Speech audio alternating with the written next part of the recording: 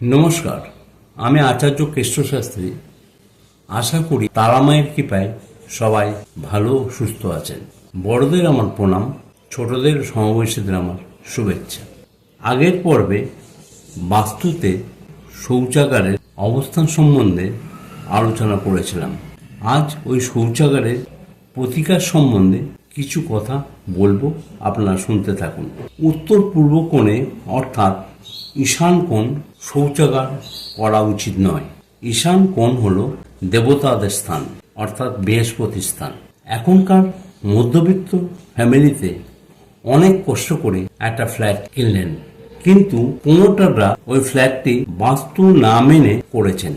এখন তা সংশোধন করতে হবে, না হলে আর্থিক বা শারীরিক অনেক প্রবলেম দেখা দেবে।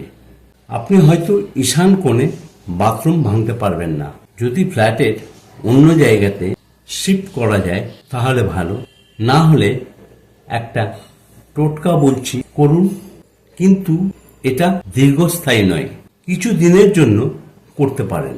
সন্দক লবণ কিছুটা নিন চীনামাটি অথবা কাঁচের পাত্রে, তাতে কিছুটা সামান্য জল দিন। এইবার ওই বাথরুমের উত্তর পূর্ব কোণে বা উত্তর দিকে রাখুন। প্রতি শনিবার করুন, এক শনিবার করে রাখুন। পরের শনিবারে ওই সন্দক মিশ্রিত জল প্যানের মধ্যে ফেলে দিন এবং ভালো করে ফ্লাশ করে ধুয়ে দিন। এইভাবে করতে থাকুন যতদিন না আপনি চেঞ্জ করছেন।